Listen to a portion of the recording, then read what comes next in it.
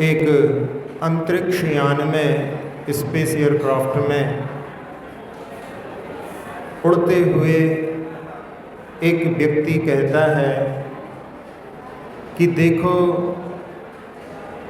वो सुंदर पृथ्वी हमारी है।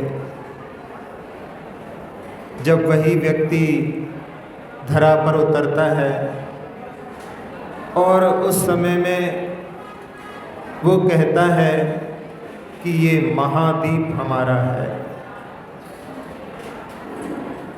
जब वो अपनी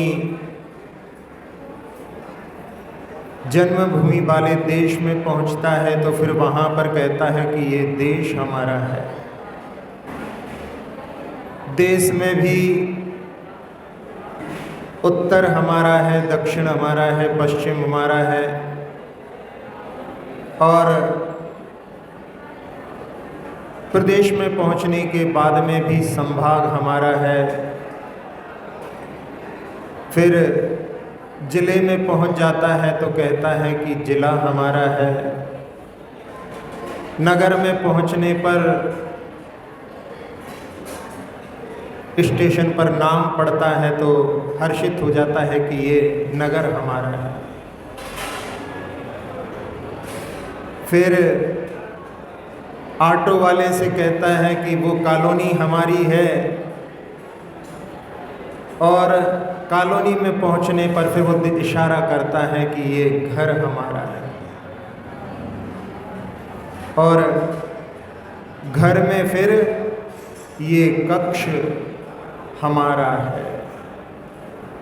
कहने के लिए व्यक्ति कितनी सारी जगह पर ये हमारा है।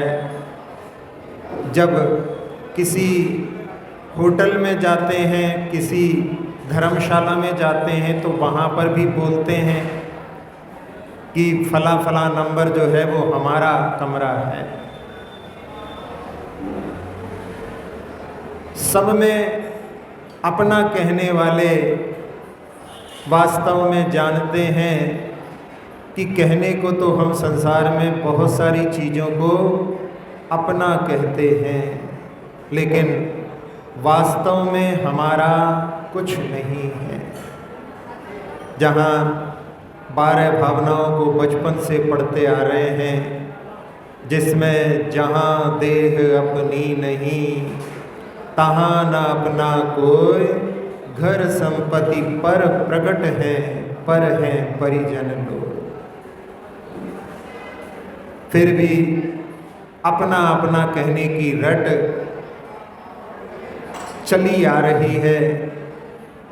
आचार्य कुंद स्वामी समय सार में, जीव अधिकार में, वहाँ पर एक गाथा के माध्यम से वास्तव में अपना क्या है। खोखल सुदो दंसणाण मैयो सयारू भी नबी अति मज्ज किंच भी अन्नम परमाणु में तंपी। कि मैं एक हूँ, स्वभाव से शुद्ध हूँ, दर्शन ज्ञानमय हूँ, अरूपी हूँ। इस संसार में मेरा परमाणु मात्र भी मेरा नहीं है। जब पदार्थों को देखते हैं तो उनके बारे में अच्छे से विचार करें तो पदार्थ जो भी दिखाई देते हैं सब पुद्गल से बने हुए हैं। और उन पौद्गलिक पदार्थ जो कि शरीर से बिल्कुल भिन्न हैं, उन पर स्वामित्व बुद्धि से भले ही हम अपना कहते रहें, लेकिन वास्तव में देखा जाए तो ये मकान आदि सब ईंट मिट्टी गारे आदि से बने हुए हैं। इसमें उपादान कारण पुद्गल होने से ये पुद्गल के ही हैं। जिन गहनों को यदि सामान्य रूप से देखा जाए तो वो सोने के चांदी के कहलाते हैं, लेकिन उन पर हम अपने स्वामित्व की छाप की ये हमारा है, हमारा है। वस्त्रों को देखें तो कॉटन, टेरिकॉट, पॉलिस्टर आदि के होते हैं, लेकिन उन पर भी हम ये हमारे हैं कहते रहते हैं। जिस देह को भी हम अपना कहते हैं, वो देह भी एक दिन छोड़ करके जाना पड़ता है। जो हमारे साथ में जाता है वो तो हमारा है, लेकिन जिसको हम अपना कहते रहते हैं वो हमारा नहीं। आचार्य श्री के मुख से एक हाइकू सुना था, खाल मिली थी यहीं मिट्टी में मिली, खाली जाता हूँ। जिस देह के प्रति सबसे ज़्यादा राग होता है वो भी यहीं मिलती है और जाते समय में मिट्टी में मिल जाती है, जीव खाली जाता है। सूक्ष्म शरीर उसके साथ में होते हैं, लेकिन वास्तव में देखा जाए तो जिन जिन चीज़ों को हम अपना कहते कहते पूरा जीवन गुजार देते हैं, वो केवल एक मिथ्या धारणा है, उसी में अपना जीवन चलता है। एक आर्किटेक्चर बच्चे ने बहुत अच्छा एक डिजाइन बनाया, अपने परिवार वालों को दिखाया। उसमें ये आपका पिताजी, ये आपका कक्ष है, ये माँ का कक्ष है, ये भाई का है, सबके पूरा बड़ा परिवार था, सबके कक्ष को बताया। सब लोग उस डिजाइन को देख करके बड़े हर्षित हो रहे हैं। और कुछ दिनों बाद सुना कि उस लड़के ने आत्मघात कर लिया।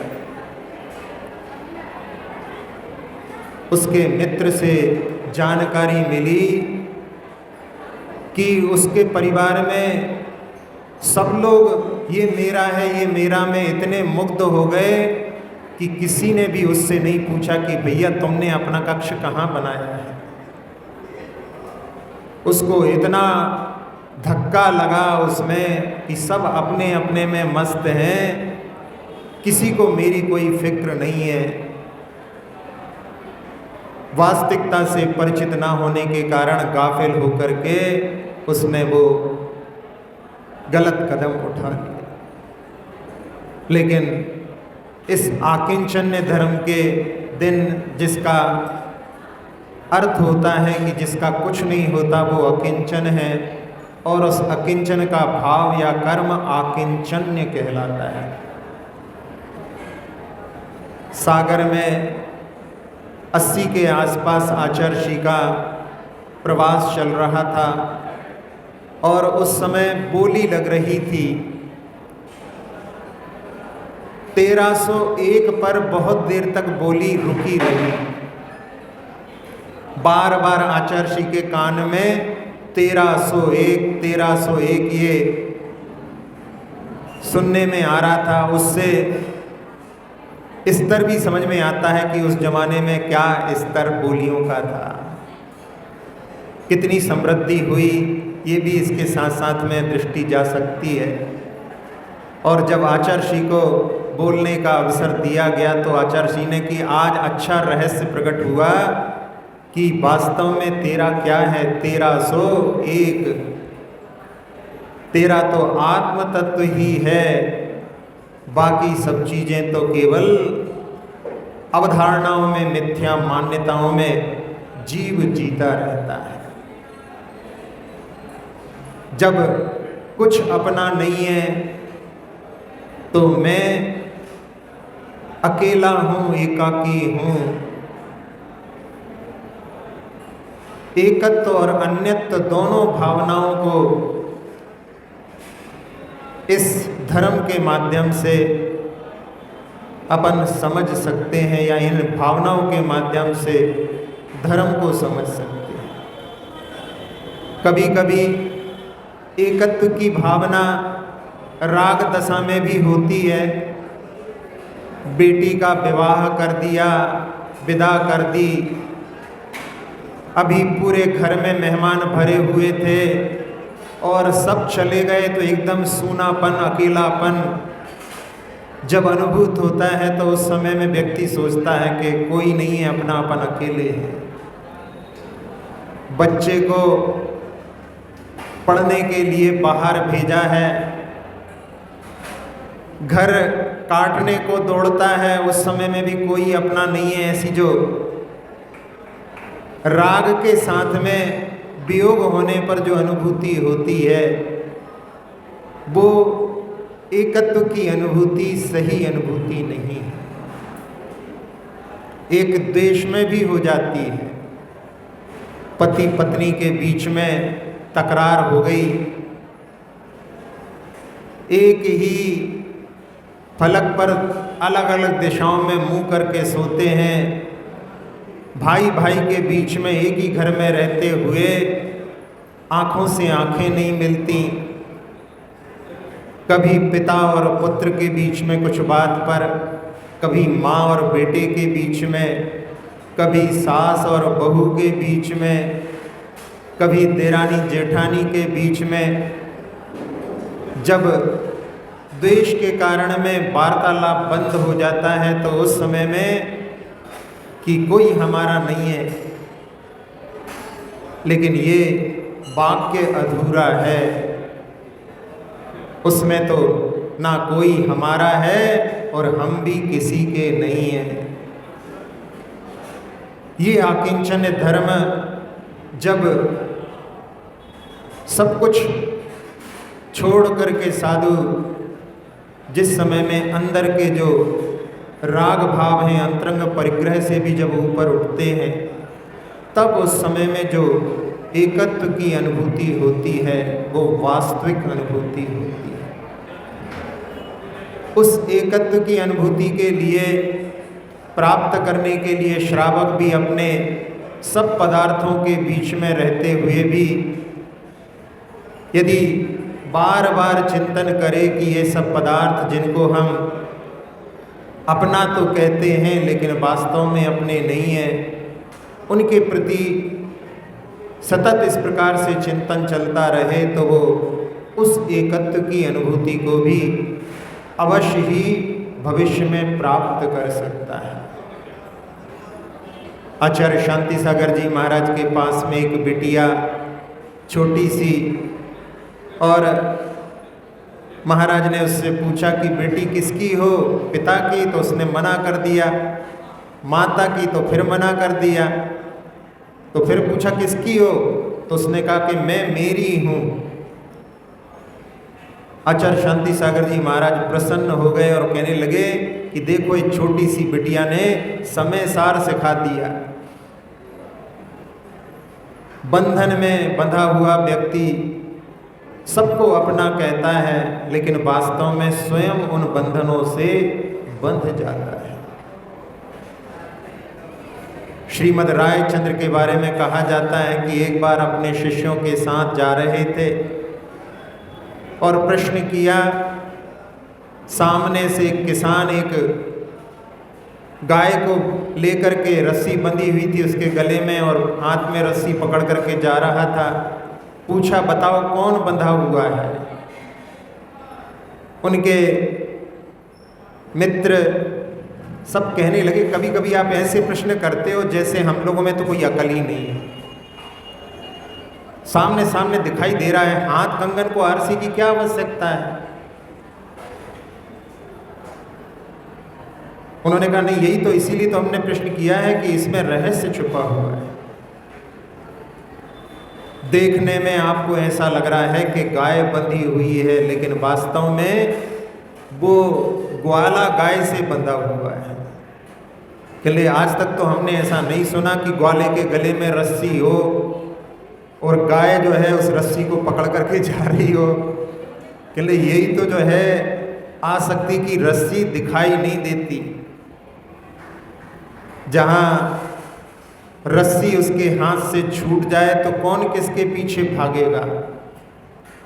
तो कहा कि गाय के पीछे ग्वाला भागेगा, इसका मतलब है ग्वाला ही उस पदार्थ से, उस गाय से बंधा हुआ है। इष्टोपदेश में भी अपन पढ़ते हैं बपुर ग्रहण धनंदारा पुत्रा मित्राणि शत्रवः सर्वथान्य स्वभावानी मूढ़ स्वानि प्रपद्यते। शरीर को अपना मानता है, घर से भी बड़ा ममत्व हो जाता है, घर को छोड़ने के लिए तैयार नहीं होते, ऐसा उससे जुड़ाव हो जाता है। वो कहते हैं इस घर में हमारा जन्म हुआ था, यहीं पर हमारा मरण होगा। और जो विवाहित होकर के आते हैं, डोली में आए थे, अब तो अर्थी निकलेगी। लेकिन जो स्वरूप को समझ जाते हैं वो समझते हैं कि भाई लेटे लेटे क्या निकलना, सही तो जो है चलते चलते निकल जाओ, अपने पैरों के बल निकल जाओ। वो जो है वास्तविक स्वरूप को समझना होता है। बपुर ग्रहम, धन के प्रति भी बड़ी आसक्ति होती है, दारा पत्नी के प्रति, लेकिन सबसे ज़्यादा शरीर के प्रति होती है। इसीलिए वो प्राचीन भजन में कि सोना गिर मत जायरी सिठनिया, घर को वन हो जाएगो ताती ताती, गरम गरम मोए करके कौन खवाएगो। तुम्हें कहीं जाना हो, हमें व्यवस्था बना दो तो बना दो, फिर चली जाओ, कोई दिक्कत नहीं है। सबसे ज़्यादा व्यक्ति शरीर के प्रति राग करता है। पुत्र के प्रति भी राग होता है। पुत्र के प्रति बाकी सब लोगों के बीच में सबसे सुंदर अपना पुत्र ही उसको प्रतिभासित होता है। राजा ने नापित नाई से कहा कि मैं चाहता हूँ अपने नगर के सबसे सुंदर बच्चे को सम्मानित किया जाए, तो मैं 1 हफ्ते का समय दे रहा हूँ, तुम सब जगह घूमते हो, सबसे सुंदर बच्चे को हमारे लिए नाम लिख करके दे देना। वो कहता है कि अरे राजन, मुझे मालूम है। राजा कहते नहीं नहीं, अभी अच्छे से देखो। 7 दिन के बाद में जब उससे पूछा तो उसने अपने पुत्र का नाम बता दिया। उस समय में राजा ने कहा कि इसकी गलती नहीं है, ये तो पुत्र व्यामोह में पिता के मुख से यही निकलेगा कि सारे नगर में सबसे सुंदर मेरा पुत्र है। और यहाँ तक आचार्य पूज्यपाद महाराज कह रहे हैं कि शत्रु के लिए भी वो कहता है कि मेरा शत्रु है, उसमें भी जो है मेरा भाव लगा देता है। जहाँ किसी ने कहा कि हम तुम्हारे शत्रु को समाप्त कर देंगे, तो कहता है खबरदार, मेरे शत्रु को हाथ लगाया, उससे तो बदला मैं लूँगा, वो मेरा शत्रु है, तुम्हें उसमें दखल करने की जरूरत नहीं। सबको अपना समझता है, लेकिन वास्तव में उसमें आचार्य पूज्यपाद महाराज लिख रहे हैं मूढ़ा स्वानि प्रपद्यते। मूढ़ व्यक्ति ही सब पदार्थों को अपना समझता है। संसार में परिभ्रमण करते करते कितने जीवों से संबंध बनते हैं। एक कवि ने तो यहाँ तक लिख दिया, सब जीवों के सब जीवों से सब संबंध बने हैं, असंख्यात प्रदेश लोक के अगणित बार छुए हैं। जीव अनादिकाल से संसार में परिभ्रमण करते हुए सब जीवों के साथ में पिता पुत्र भाई बहन सब संबंधों को सब जीवों से बना चुका है। इस संसार में सबको अपना अपना कहता रहा, लेकिन मैं एकाकी एकत्व लिए सभी आते, तन धन को साथी समझा था, पर ये भी छोड़ चले जाते।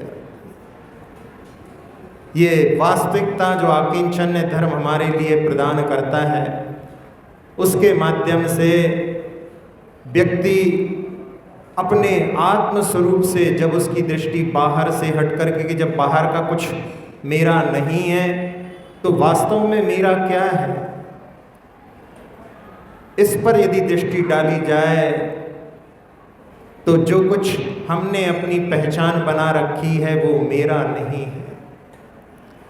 हमने चर्म चक्षुओं के माध्यम से दर्पण में अपने को निहार करके कि ये मैं हूँ, ये गलत धारणा है, क्योंकि इसमें परिवर्तन होता रहता है। ये शरीर तो केवल इस भव में है, अगले भव में नहीं जाता। इसीलिए आचार्य श्री ने मृत्यु की परिभाषा के लिए कहा कि death is nothing but change of dress and address. ये ड्रेस चेंज हो जाती है, ये शरीर भी ड्रेस है और एड्रेस चेंज हो जाता है। जहाँ पर हैं वहाँ से कहीं दूसरी जगह पहुँच जाते हैं। तो जो कुछ अपन अपनी आयु, ऊंचाई, दुबले पतले, रंग रूप, जहाँ तक कि नाम भी यहीं पर मिला है और यहीं छूट जाता है। जब अगले भव में पहुँचते हैं, कमठ के लिए 10 भव तक कमठ कमठ भी बोलते रहते, कमठ ने उपसर्ग किया, लेकिन वास्तव में वो कमठ तो उसका 10 भव पहले नाम था। याद रखने के लिए उसको कमठ चर, वो कमठ ही है ऐसा उसको बतलाने के लिए भले ही प्रयोग किया गया, लेकिन हर भव में उसका अलग नाम था। शंबर नाम का ज्योतिष देव, उसके पहले महिपाल नाम का पार्श्वनाथ भगवान का नाना भी वो था। तो नाम भी अपना नहीं रहता। फिर वास्तव में अपना क्या है? जैसा कि आचार्य कुंद महाराज ने कहा, अहमिक को खलु शुद्धो दंसन राण मयो सदा रूपी। केवल दर्शन और ज्ञान जो हमारे आत्मा के गुण हैं, बस वो आत्म तत्व और उसके गुण ही हमारे हैं, जो कभी भी हमसे नहीं छूटते। यदि हमने अपनी पहचान इन बाहरी चीज़ों से की जो कि परिवर्तित हैं, तो कभी भी हम अपने आप को पहचान नहीं पाएंगे। लेकिन यदि हमने एक बार अपने दर्शन ज्ञान गुण से माध्यम से अपनी पहचान की, तो अपन परभव में भी अपने आप को कि हाँ ये मैं हूँ। वो व्यंग सुना है आपने कि व्यक्ति एक दुकान पर सामान खरीद करके आया है और बड़ा नोट दिया है, खुले नहीं है, तो उसने कहा कि कल ले जाना। घर आकर के रात के समय में सोते समय कि आज कुछ सामान लेकर के आए थे, पैसा दे करके आए थे, वापस लाना है, लेकिन याद नहीं आ रहा उस दुकान का नाम क्या था। थोड़ा विचार करता है और सोचता है कि उस दुकान के सामने एक गाय बैठी हुई थी। चलो कुछ तो संकेत मिल गए जिससे कि हमारे पैसे बर्बाद नहीं होंगे, नहीं तो हम उस दुकान पर कैसे पहुंच पाते। लेकिन जब पहुंचता है तो गाय जिस दुकान पर बैठी देख करके, सामने देख करके घुस जाता है और कहता है, लाओ भैया, कल हमसे तुमने बड़ा नोट ले लिया था, खुले नहीं थे, वापस करने के लिए कहा था, कल ले जाना। अपरिचित व्यक्ति सामने से ऐसा पूछ रहा है तो वो पूछता है, क्या सामान ले गए थे? तो कह ले, किराने का सामान ले गए थे। उसको हंसी आती है, मुस्कुराते हुए कहता है कि देखो कैसा बेवकूफ़ है।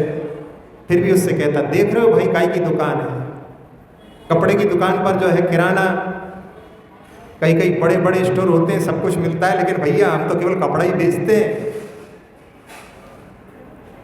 वो कहता है, तुम कितने बड़े ठग हो कि हमें पैसा ना लौटाना पड़े, इसलिए तुमने एक दिन में धंधा ही बदल दिया।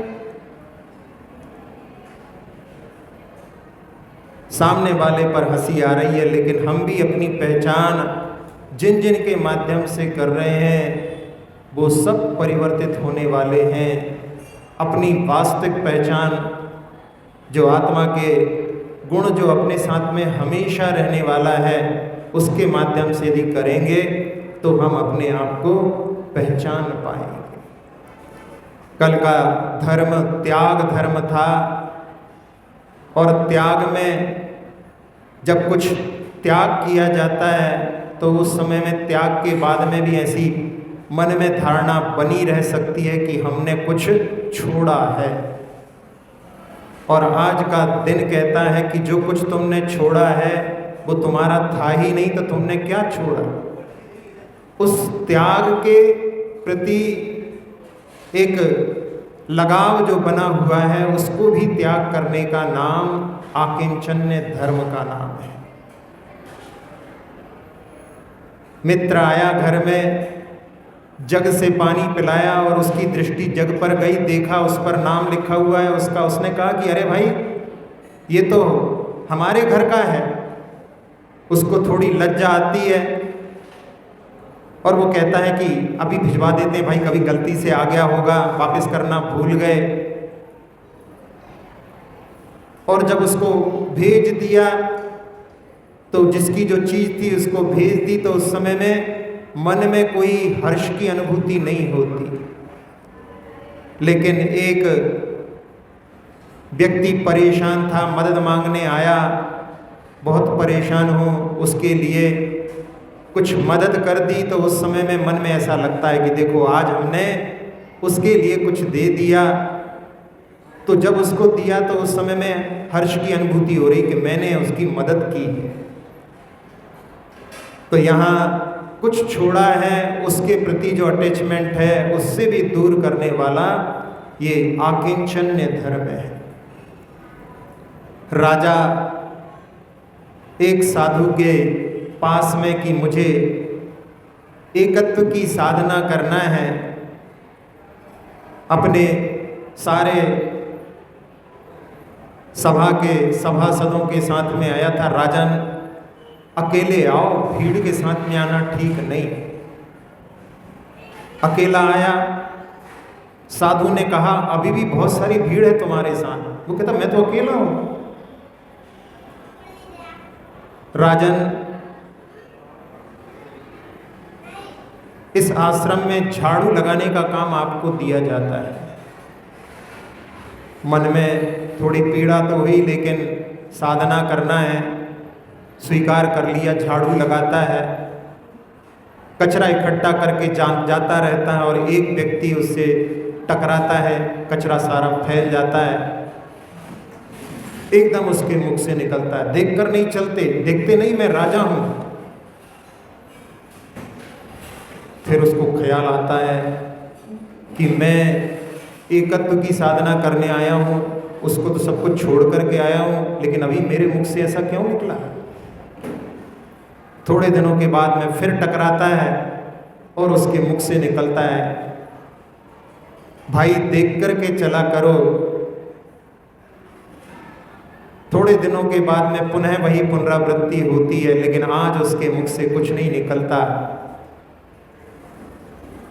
संकेत हो जाते हैं, गुरु के पास पहुंचते हैं और गुरु कहते हैं कि हाँ अब तुम खाली हो गए हो, जो मैं छोड़ करके आया हूं उसके प्रति अभी तक लगाव था, अब उस लगाव को भी तुमने धीरे धीरे, कि ये सब चीज़ें वास्तव में केवल धारणाएं हैं, उन पदार्थों के स्वामी का केवल एक बोझ अपने मन पर रखते हैं। वो सब पदार्थ किसी के स्वामित्व में नहीं, सब पदार्थ स्वतंत्र हैं, लेकिन गलत धारणा के कारण में व्यक्ति इन सब पदार्थों को ये मेरा है, ये मेरा है लगा रहता है। जब चावल के ऊपर से एक रंग लगा होता है लाल लाल रंग का, और उसके ऊपर भी एक कवच होता है, वो धान चावल बनने के पहले दोनों चीजों का त्याग करती है। कवच का त्याग करना बाह्य परिग्रह का त्याग है, और जो लालिमा है वो अंतरंग परिग्रह का त्याग है। आचार्य श्री ने इसी के ऊपर एक दोहे के रूप में नमीनाथ भगवान की स्तुति में लिखा है, प्रथम हटे छिलका तभी लाली हटती भ्रात, पाक कार्य तब सफल हो, लो तब मुख में भ्रात, लो तब मुख में भात। आज तक ऐसी मशीन नहीं बनी कि ऊपर का कवच सुरक्षित रहे और अंतरंग से लालिमा हट जाए। इसलिए बाह्य परिग्रह को सबसे पहले छोड़ा जाता है और फिर बाह्य परिग्रह छूटने के बाद में अंतरंग की लालिमा दूर हो सकती है, लेकिन बाह्य परिग्रह रखते हुए अंतर की लालिमा को दूर करना असंभव है। उस परिग्रह की आसक्ति के भाव ऐसे भी हो सकते हैं। आचार्य अकलंक देव ने राजवार्तिक में 2 प्रकार के जलचर जीव लिखे हैं। एक ऐसे होते हैं कि जल से निकलने के बाद भी उनका जीवन संभव होता है। मेंढक आदि ऐसे जीव होते हैं जो उभयचर के रूप में हो जाते हैं, सूखी जगह पर भी रह लेते हैं। और दूसरे मछली आदि ऐसे जीव हैं कि जल से उनका यदि वियोगीकरण किया जाता है तो फिर उनके प्राण बचना संभव नहीं होता। तो ऐसे ही जो है कुछ जीव परिग्रह में इतने आसक्त होते हैं कि परिग्रह उनसे दूर होता है तो उनके प्राण ही निकल जाते हैं। परिग्रह की परिभाषा के रूप में परि आसमंतात बधनाति गृह्णाति इति परिग्रह, जो सब ओर से बांध लेता है वो परिग्रह कहलाता है। वार्ता चल रही है कि जो हमने फ्लैट लिया है, जो कॉन्ट्रैक्टर था उसने अच्छा मटेरियल यूज नहीं किया, कभी भी दुर्घटना घट सकती है। सारे लोग मिलकर के कि कल अपन चलेंगे शिकायत करने कि तुमने तो हमको ठग लिया है, और सब लोग सोने के लिए चले गए। रात में एक झटका लगा और एक युवा की नींद खुली और उसने देखा कि दरवाजे जो हैं लॉक हो गए हैं। हिलने से वो सब दबते हैं और उसने जल्दी से फ़ोन करके सारे लोगों के लिए कि अब इसमें ठहरना खतरे से खाली नहीं है। दरवाजे आदि जहाँ से निकल सकते थे तोड़ करके भी सब लोग अपनी बहुमूल्य चीज़ों को लेकर के बाहर निकल गए। अचानक उसको याद आया कि बेसमेंट में पिता की दी हुई नई गाड़ी खड़ी हुई है। दौड़ लगा करके वो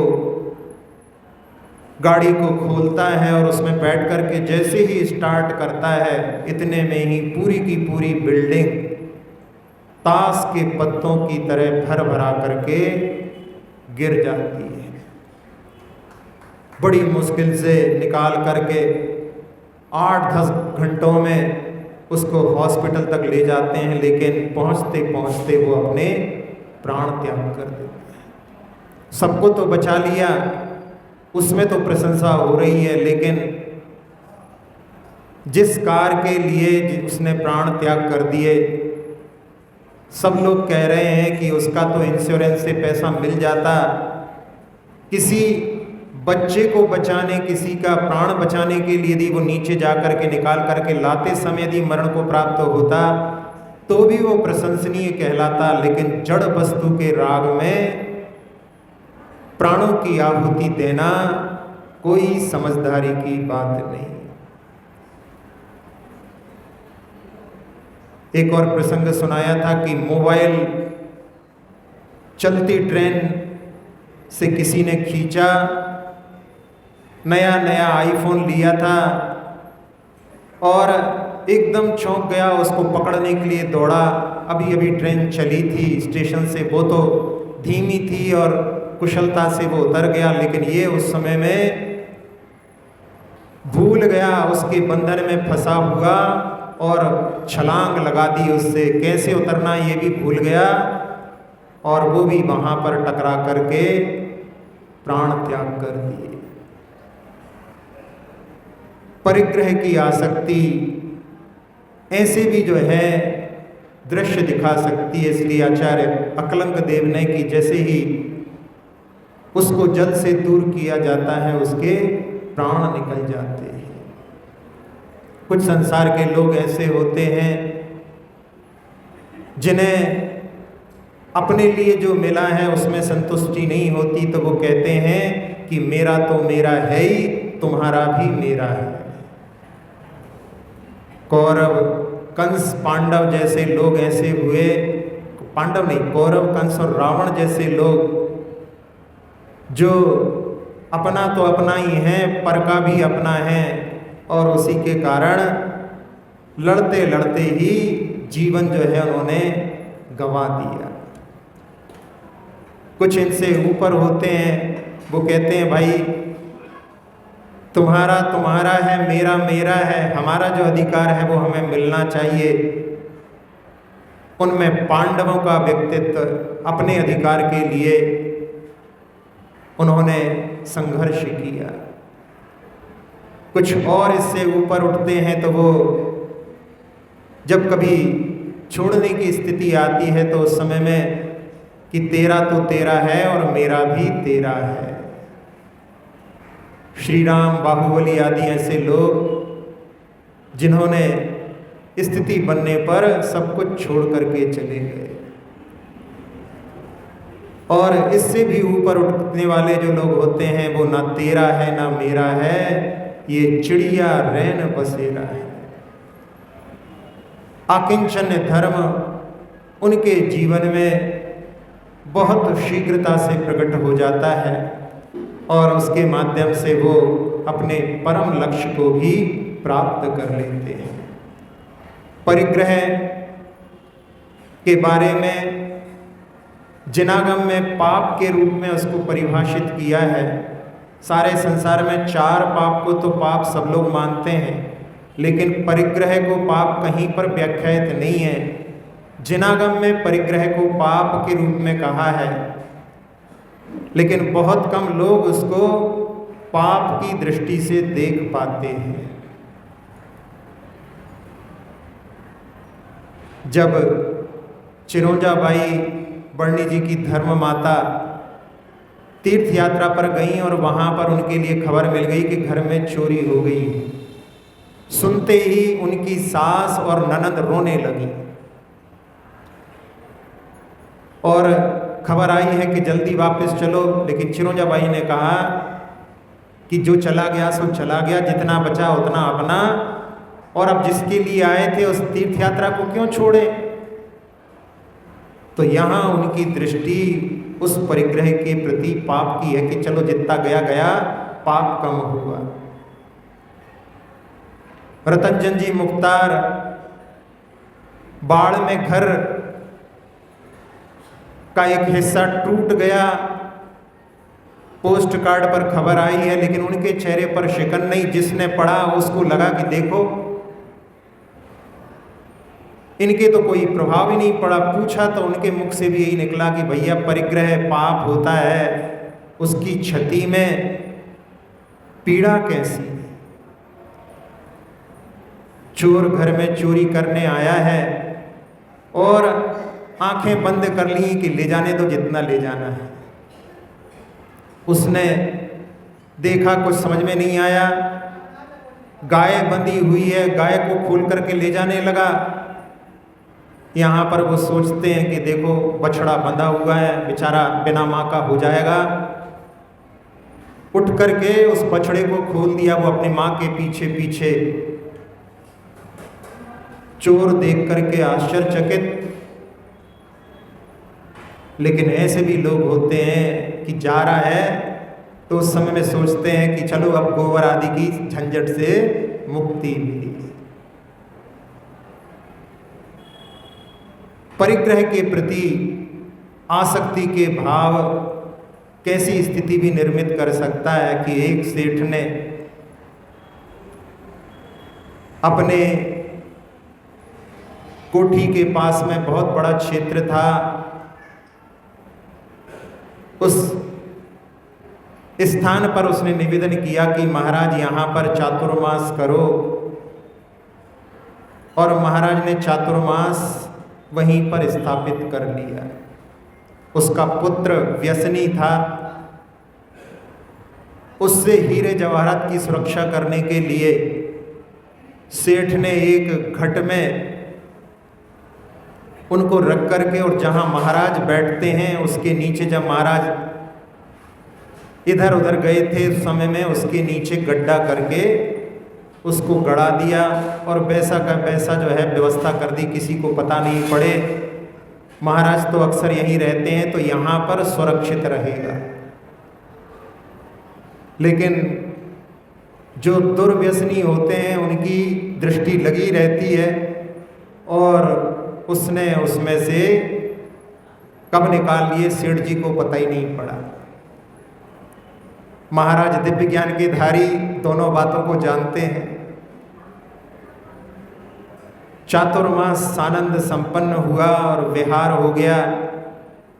सेठ जी ने सोचा कि अब विलंब नहीं करना चाहिए, खोद करके देखता है और वहां पर नदारत, अब और कौन ले जा सकता है।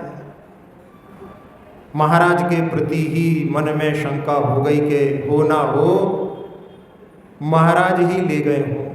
मन में सोचता है उनके पास में तो 3-3 बहुमूल्य रत्न हैं, उन्हें इन जड़ रत्नों की क्या आवश्यकता। लेकिन मन में सोचता है कि हो सकता है उनका कोई भक्त हो, परेशान हो, उसकी परेशानी दूर करने दे दिए हो। आजकल के ज़माने के हिसाब से कोई किताब छपवानी हो, उसके लिए प्रयोग करना हो, ऐसा बहुत सारी चीज़ें मन में आ सकती हैं। और उस समय में वो सीधा जो है महाराज के पास पहुंच गया और महाराज से निवेदन करता है कि महाराज आप जब से वहाँ से आए हो पूरे घर का बेहाल है, हमारी बहू और हमारी पत्नी तो भोजन ही नहीं कर रही कि महाराज को वापस लेकर के आओ, नहीं तो हमारे तो प्राण निकल जाए। महाराज समझ रहे हैं कि देखो कैसी परिग्रह की आसक्ति में व्यक्ति के भाव सामने देखो कैसा जो है प्रकट कर रहा है, लेकिन मन में सोच रहा है कि जब महाराज आएंगे तो साथ साथ में लग रहा है कि जो ले गए हैं वो भी वापस मिल जाएगा। महाराज भी दिशा मिलेगी, दिव्य ज्ञान के धारी हैं और वापस लौट करके आ गए हैं। कहता है महाराज उपदेश सुनाओ, तो महाराज कहते हैं 4 महीने खूब सुनाया है, आज तुम कुछ सुनाओ। सुनते सुनते भी कई बार जो है लोग अच्छे निपुण हो जाते हैं। अल्बर्ट आइंस्टीन अपनी रिसर्च की स्पीच देने के लिए जाते रहते थे, ड्राइवर भी उनके साथ जाता था और रोज रोज एक ही विषय को सुनते सुनते एक दिन वो कहने लगा, आप जो कुछ बोलते हो ना मुझे अक्षरशः याद है कि इसके बाद में ये बोलते हैं, कभी हमें खड़े हो जाने दो माइक पर। उनने कहा यदि कोई क्रॉस क्वेश्चन करोगा तो क्या करोगे। वो चुप हो गया, फिर भी उन्होंने कहा कि ठीक है हमने उसका तोड़ निकाल लिया है। अगली बार जहाँ गए वहाँ पर स्वयं ड्राइवर बन गए और उसको आइंस्टीन के रूप में पेश कर दिया। पुराना जमाना था, आजकल जैसी मोबाइल का कि भाई फोटो वगैरह देखी हो, कोई ने देखी नहीं, बस आ रहे हैं वैज्ञानिक आ रहे हैं ऐसा सोच करके, और उनकी स्पीच प्रारंभ हो गई। बीच में सामने वाले ने प्रश्न किया तो उन्होंने पूछा कोई स्तर वाले प्रश्न करो तो हम जवाब दें, क्या स्तरहीन प्रश्न करते हो। ये उत्तर तो हमारा ड्राइवर भी दे सकता है। और ड्राइवर के रूप में आइंस्टीन उत्तर देते हैं और सारी जनता कहती है कि अरे भैया जब इनका ड्राइवर इतना ज्ञानी है तो ये कितने ज्ञानी हैं। तो ऐसी स्थितियां बन जाती हैं। तो उस समय वो वहाँ पर महाराज ने कहा है तो वो एक कथा के माध्यम से अपना मंतव्य जो है उसको प्रकट करता है कि एक व्यक्ति जंगल में भ्रमण कर रहा था और गर्मी का समय था, कहीं पर पानी नहीं मिला, ऐसी स्थिति हो गई कि वो बेहोश हो गया। एक बंदर वहाँ पर आया, उसने देखा तो सरोवर के पास जाकर के उसने अपने शरीर को भिगो करके और उस व्यक्ति के पास आकर के अपनी पूंछ से जो पानी थोड़ा बहुत बचा था उसके ऊपर छिड़क करके उसको होश में लाया। वो होश में आया तो उसके कपड़े को खींचते हुए सरोवर पर ले गया। वहाँ पर उसने अपनी प्यास बुझाई, लेकिन मन में सोचने लगा कि आगे का सफ़र करूँगा, पानी नहीं मिला तो कैसे जो है चलेगा। और उसने उस बंदर को मार करके उसकी चमड़ी की मशक में जो है पानी भर करके और वो आगे के लिए यात्रा करने लगा। सेठ जी पूछते हैं, क्या महाराज ये उसका काम ठीक था? मतलब कहने का कि उन्होंने तो उनके ऊपर उपकार किया और उन्होंने उन्हीं के घर में चोरी कर ली। महाराज के लिए कृतज्ञता का उपदेश देते हुए वहाँ पर कि हमने आपको चातुर्मास कराया और आपने ही सारा धन यहाँ से ले गए। अब महाराज कहते हैं कि हम भी एक कथा सुनाते हैं। महाराज ने कहा कि एक राजा जंगल में अपने सारे साथियों से बिछड़ गया था और प्यास लग रही थी। उसको एक वृक्ष के ऊपर से पानी की धार गिरती हुई दिखी। उसने उस पानी को अपनी अंजलि में भरने की कोशिश की, लेकिन वो इतनी धीमी थी कि उसने सोचा कि एक पत्ते का दोना बना करके उसमें भरा जाए, क्योंकि हाथ की अंजलि तो रीत जाती है। जब वो दोना भरने को हुआ और पीने की कोशिश में उसको अपने मुख की ओर बढ़ाने लगे कि एक तोते ने आकर के उसको गिरा दिया। राजा ने फिर से जो है दोना भरा, लेकिन दूसरी बार भी ऐसा ही हुआ कि फिर वो जो है पास से निकला और उसको गिराते हुए उड़ गया। राजा को गुस्सा आ गया, उसने हंटर उठा लिया, अगली बार नहीं छोड़ूंगा। और पानी भर करके नज़र उसके ऊपर रख, हंटर हाथ में दूसरे में, और जब उसको देखते हुए मुख के पास ले जाने लगे, वो पुनः आया और राजा ने इस बार हंटर मार करके उसको गिरा दिया। लेकिन इसी बीच में संतुलन बिगड़ गया, हाथ का दोना फिर से गिर गया। अब महाराज ने फिर से भरने के लिए राजा ने प्रयास किया, तो उस समय में सोचा कि ये पेड़ के ऊपर से जहाँ से पानी का स्रोत आ रहा है वहीं चल करके देखता हूँ। और जब ऊपर चढ़ करके देखा तो वहाँ एक बृहद काय अजगर बैठा हुआ है और उसके मुख से वो धार निकल रही है। अब वो वहाँ पर पछताता है कि अरे मैंने तो ये गलत काम कर लिया, मैंने इसके ऊपर गलत संदेह कर लिया, ये तो मुझे बचाने आया था लेकिन मैंने इसी को मार दिया। महाराज भी वहाँ पर समझा रहे हैं कि तुम जो संदेह कर रहे हो वो गलत संदेह है। उसके बाद में उसको समझ में नहीं आई, फिर से वो कथा सुनाने के लिए आतुर हो गया और उसने फिर से एक कथा के रूप में कि एक सेठ के यहाँ पर एक चोर घुसा हुआ था। कोतवाल आया, चोर ने सेठ से मिन्नत की कि हमारी रक्षा कर लो, नहीं तो ये हमें पकड़ करके ले जाएगा। सेठ ने उसको कि चलो ठीक है, और उसको भोजन भी कराया और कहा कि ठीक है कल सुबह चले जाना, और रात में उसने चोरी करके चला गया। उसको शरण दी, उसी ने जो है उनके घर में डाका डाल दिया। महाराज ने पुनः उसको समझाने के लिए कि एक श्रावक जो रत्नों को जड़ने का काम करता था, पद्मराग मणि राजा से मिली थी और पत्नी की आवाज़ आई कि चलो पड़गहन का समय हो गया है। उसने उसको वहीं छोड़ा, पड़गहन किया, महाराज को आहार कराए, महाराज को विदा किया और पुनः याद आया, जाकर के देखा तो वो वहाँ पर नहीं मिली। अब वो सोचता है हो ना हो महाराज अपने साथ ले गए हैं, और पहुंच गया महाराज के पास जंगल में। देखा तो मन में जो भाव थे वैसी ही दृष्टि, जैसी दृष्टि होती है वैसी ही सृष्टि नजर आने लगती है। और उस समय में कि देखो आंखें बंद कर ली, लेकिन मैं छोड़ने वाला नहीं हूं। यदि सीधे सीधे मेरी मणि वापस नहीं लौटाई तो मैं बल का भी प्रयोग करने से नहीं चूकूंगा। रास्ते में एक छड़ी मिल गई थी, उसको हाथ में लेकर के और घुमाते घुमाते जब उसका एक कोना जो कि बिल्कुल हल्का सा उससे जुड़ा हुआ था वो उछल करके पेड़ पर बैठे हुए एक पक्षी के कंठ पर लगता है, तो वो मणि वहां से गिर करके सामने आकर के दोनों के बीच में, महाराज जी के और उसके बीच में आकर के गिरती है। और उस समय में वो पश्चाताप करता है कि अरे मैंने कैसे भाव कर लिए। महाराज के चरणों में गिर करके बिलक बिलक करके रोने लगता है कि ये जो बहुत बड़ा अपराध हुआ है, अब तो मुझे लगता है कि इसका प्रायश्चित यही है कि मैं आपके चरण में समा जाऊं।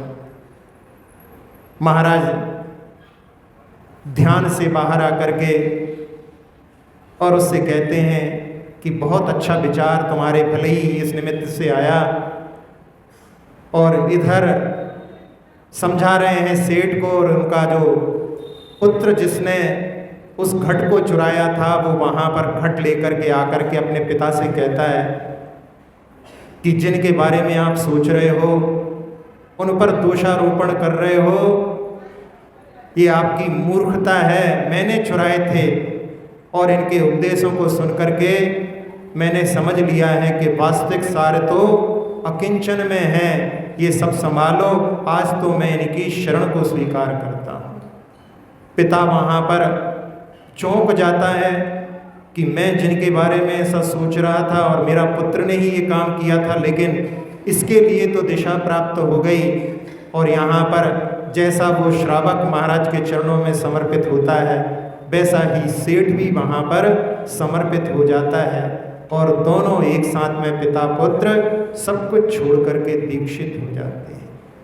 तो ऐसी परिग्रह की आसक्ति, और जहाँ परिग्रह के स्वरूप को जो समझते हैं, फिर उसके बंधन से ऊपर उठ करके अकिंचन भाव को भी प्राप्त कर लेते हैं। जब आचार्य श्री जब समाधि चल रही थी ज्ञान सागर जी महाराज की, और उस समय में नींद में कभी कभी ऐसा लगता था कि नींद में है, तो आचार्य श्री पूछते थे कि क्या चल रहा है।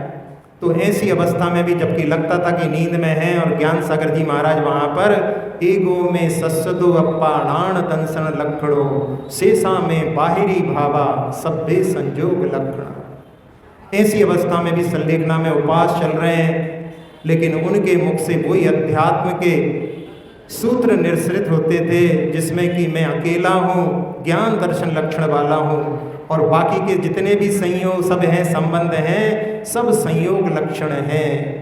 ऐसा एकत्व की अनुभूति वो उस अवस्था में भी करते रहते थे। आचार्य शांति सागर जी महाराज विहार करते करते एक अजैन जो साधु था, तापसी था, उसकी कुटी में थोड़ी देर के लिए विश्राम करने के लिए रुक गए। उसके निवेदन पर आगे चले तो वो छोड़ने आया और महाराज से प्रभावित था। कहने लगा, महाराज हमारी कुटी कैसी लगी? महाराज ने कहा, जब सब कुछ छोड़ दिया, घर परिवार छोड़ दिया, तो इसको बना करके क्यों रह रहे हो?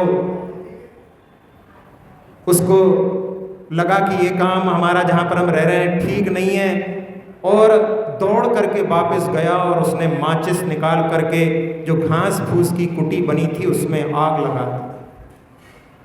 महाराज ने पलट करके देखा और फिर वो दौड़ करके, महाराज चल रहे हैं, फिर आ गया पास में और कहने लगा कि आपने कहा कि अब मैं उस कुटी में नहीं रहूँगा, अब मैं आपके जैसा जो है विचरण करूँगा, लेकिन एक बार तो बता दो, कम से कम एक बार तो बोल दो वो कुटी कैसी थी।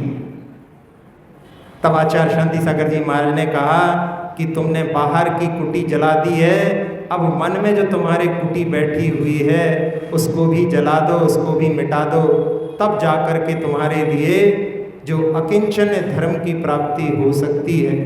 तो ऐसा अकिंचन धर्म जहाँ पर जीव एकाकी आता है, एकाकी जाता है, बीच में बहुत सारी चीज़ों को जोड़ लेता है, अंत में सबको छोड़ करके जाना है, उसके पहले ही यदि अपन सब कुछ छोड़ दें तो अपने जीवन में भले ही अंत समय में हो, उस अकिंचन भाव को अपन प्राप्त कर सकते हैं। सभी को अकिंचन भाव की प्राप्ति हो।